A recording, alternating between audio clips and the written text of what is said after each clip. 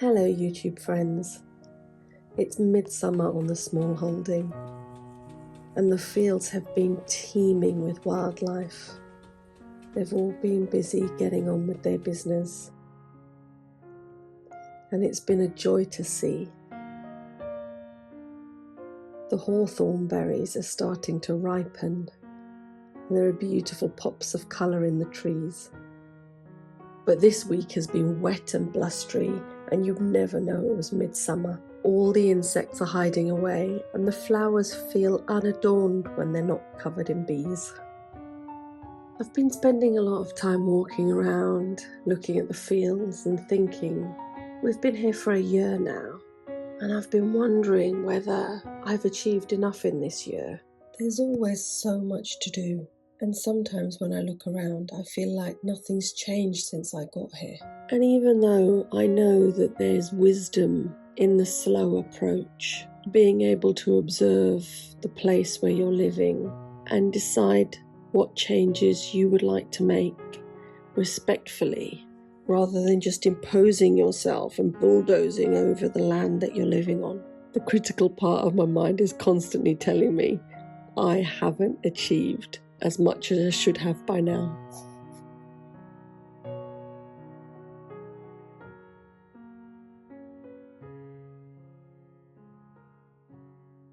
So yeah, I've just been really struggling with a sense of overwhelm.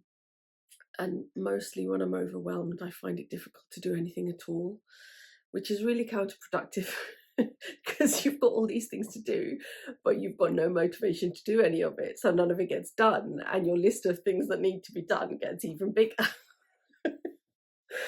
But yeah, I've been trying to remind myself that even though we have been here a year, it hasn't been a year full time because for the first 9 months of it, we were spending all of our spare time at the house that we were trying to sell, our old house, because we were in the middle of renovations, quite big renovations, when we found this house. So we needed to finish all that off. And because we were between the two houses, it was just taking so long. I've just been really struggling with this sense of I've not achieved enough, which then leads to doubts about, well, can I actually do this? Have I bitten off more than I can chew? Can I live this lifestyle? Am I going to live the rest of my life constantly feeling like I'm playing catch up and that I just can't do the things that need doing here? Because there's 8 acres and it's just me. My husband doesn't really do the outdoor stuff because he spends all of his time earning money for us, you know. So just things like simple things. Some of them are simple, some of them are bigger. I bought IBC tanks because I wanted to be able to harvest rainwater. And I bought the IBC tanks and they're still sitting there on the drive.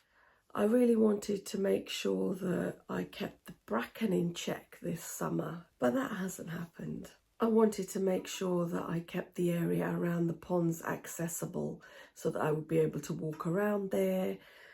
There are fruit trees on these, some apple trees I think the old owner planted on the other side of the ponds. I can't get to those because the growth is really high.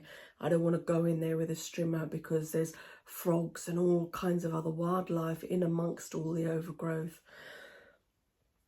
That hasn't happened. I didn't keep on top of that. I really wanted to get the open barn finished and sorted out. I wanted to get the Dutch barn finished and sorted out. But the old owner's, lots of his rubbish is still lying about everywhere. So many of our things are still not unpacked because we haven't been able to clear the space to put our things out. And yeah, it just still feels like there are big things that I wanted to do that are not done. So I've been feeling really disheartened. But last week, randomly, I remembered that someone on one of my earlier videos had left a comment letting me know that I could search for tithe maps. Just an interesting little thing. I'd be able to see what my fields used to be called, what their original names were. So I was doing that and I realised that the images that they had were updated images from May of this year. And obviously Google Earth images that I had seen before were from before I bought the place. And to see the difference in predominantly in the field where all the perennial edibles are, the food field I call it, So the food field and the garden field are side by side, and they're the ones I've done most of the work in so far. And to see the difference, I thought, wow, actually, I have done a lot. And then I was thinking, actually, you know what? I've planted 60 meters of hedging, double row. I've planted over 50 perennial edibles, so things like fruit trees, fruit bushes, nut bushes, nut trees, and other things. And that's no small feat to plant all of that stuff into a field that's full of rushes, grasses, wildflowers, lots of things that other people would call weeds. That wasn't an easy thing to do.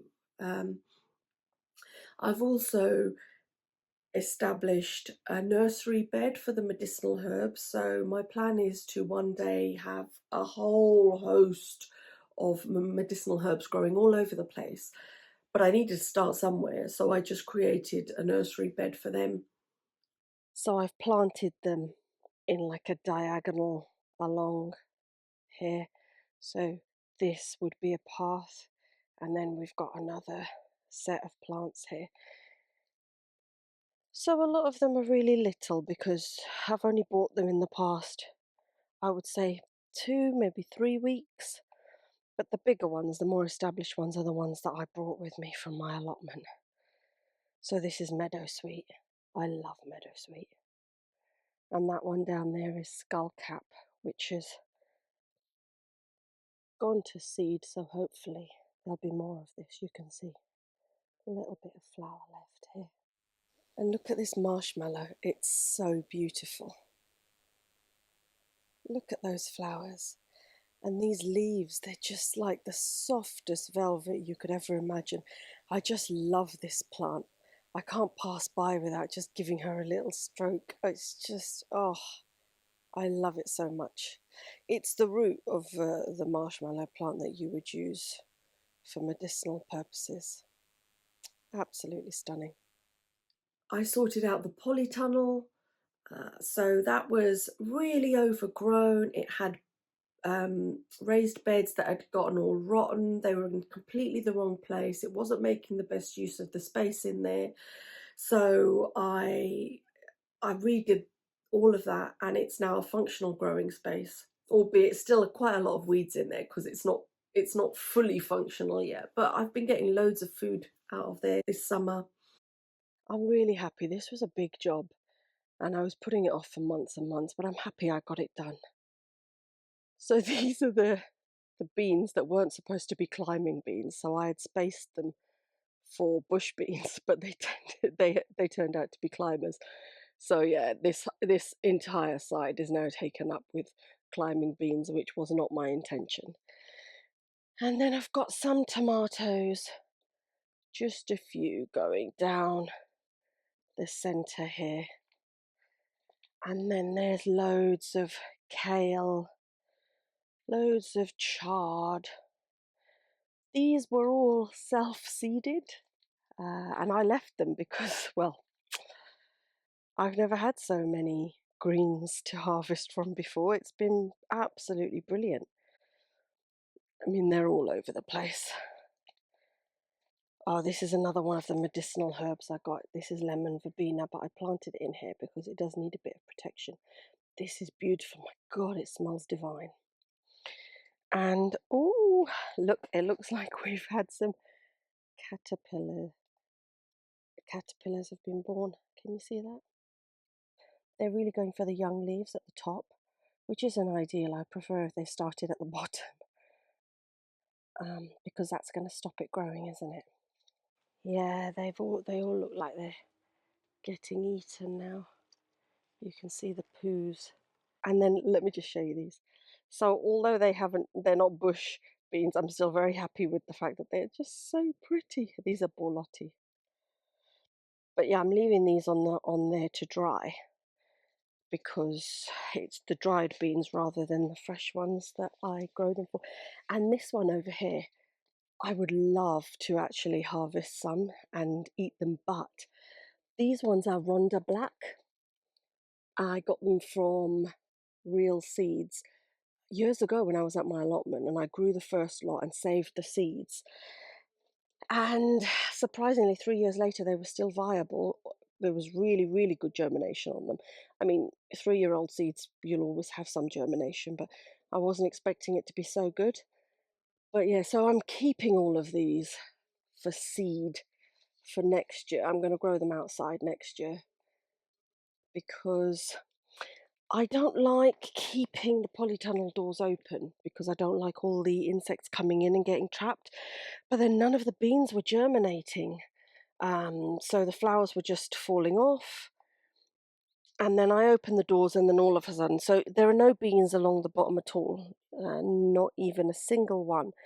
And then when I opened the doors and they came in and started pollinating, then I started getting the beans up at the top. But then if you look closely, let's have a look over here. I don't know if you can see that. Maybe not. A bit of rubbish filming here. Anyway, trust me, it's fly cemetery in here, which is not good. And I've seen a couple of dead bees, a couple of dead butterflies, and I just don't like that. Oh God, look at the buggers. Look at them. Look at them. They are devouring my greens. I don't mind, but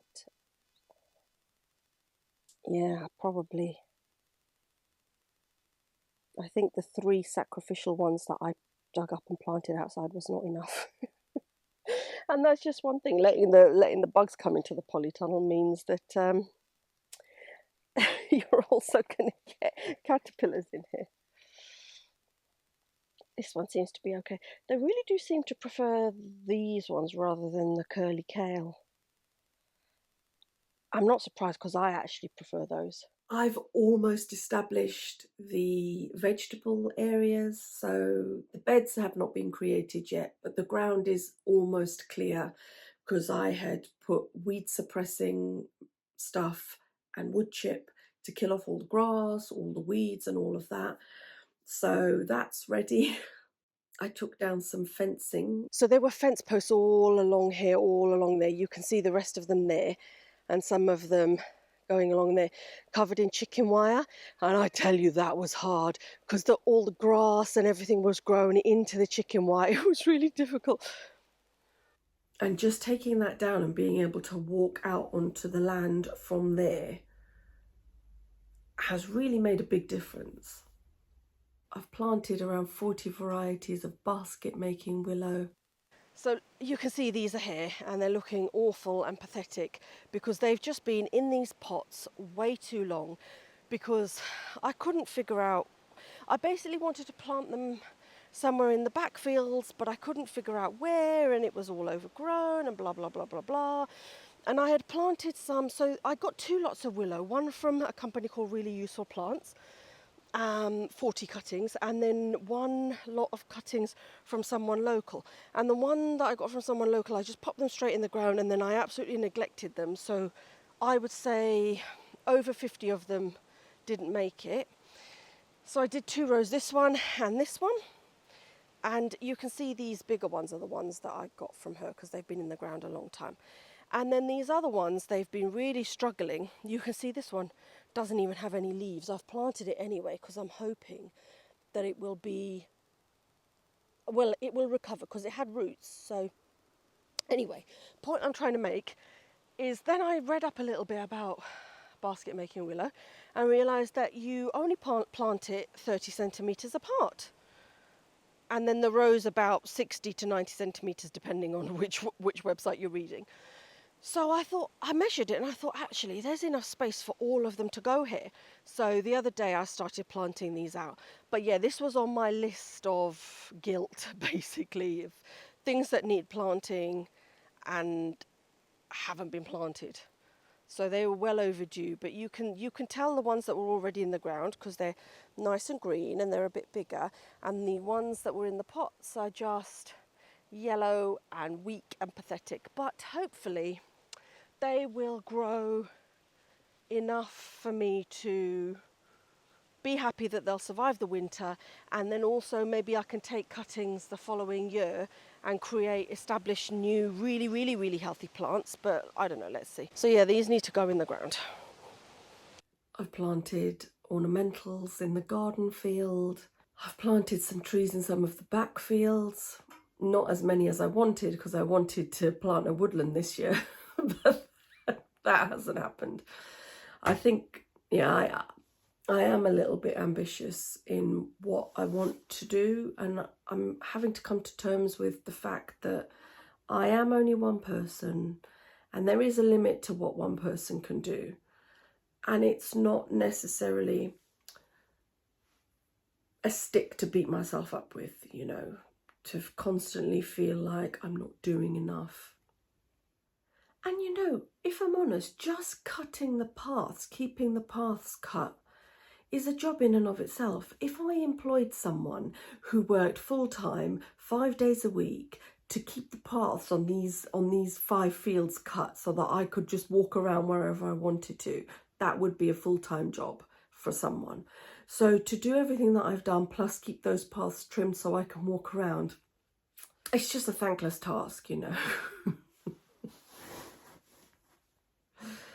I need to find a long-term solution for it, because keeping those paths cut is not sustainable, because at the moment it's only the front 2 fields that I've really been able to maintain the paths in. If anyone's got any ideas on cheap, relatively easy ways of keeping paths, then please let me know. And yes, there are other things that I still haven't done that I really wanted to do. I really wanted to be consistent with these videos. I wanted to have a weekly schedule of long form videos and maybe 2 or 3 shorts a week to really document my journey, the story of what's happening here. But that hasn't happened, because I have to admit that I do find it very difficult to get the camera out, to think of how to tell the story, because there's so much to do all the time that it's just easier to go and do all the overdue jobs rather than think about getting the camera out. How am I going to tell this story? How am I going to record this footage? How am I going to edit it? Blah, blah, blah. And then to be like, oh my God, that dread of getting in front of the camera, because I'm not a natural at this. You know, so that regular schedule hasn't happened. But what has happened is I've made friends through this channel, which has been really lovely. I've gotten really good advice from people who are generous enough to comment. I've bought amazing tools because of comments that people have left. And the other thing, you know, on a personal level, I'm still getting to grips with who I am in the world now. When I lived just outside of London, I had a decent salary, I had a semi-impressive job title, and it was a very simple, this is my place in the world, this is the value I provide, and this is my worth, so to speak. And I suppose in a way it's an egotistical thing, isn't it? It's like when someone says to you, what do you do? And then when you say, oh, I'm a blah, blah, blah, and they're like, oh, okay. And it's something that people think, okay, so you're of value. And now I don't really have that.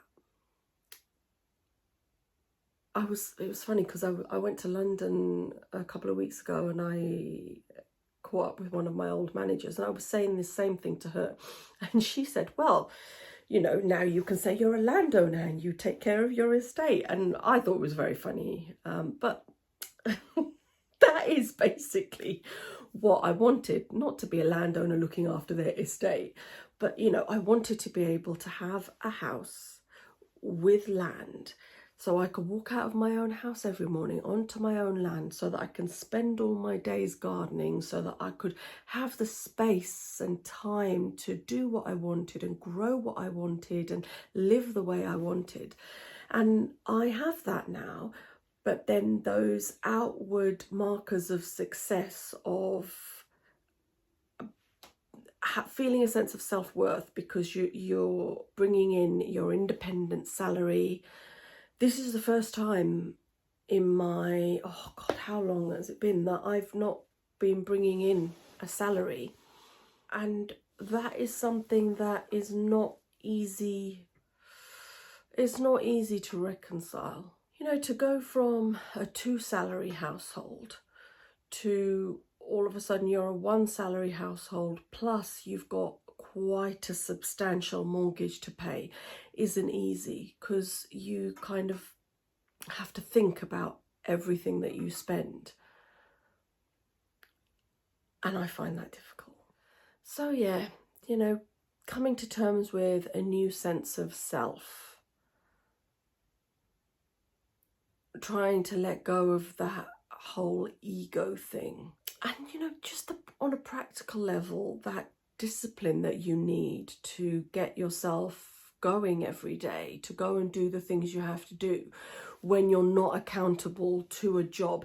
Don't get me wrong, I'm so glad that I don't have to get up, go out in the winter when it's raining, when it's dark, get on a train, stand under someone else's armpit, come back in the dark in the evening.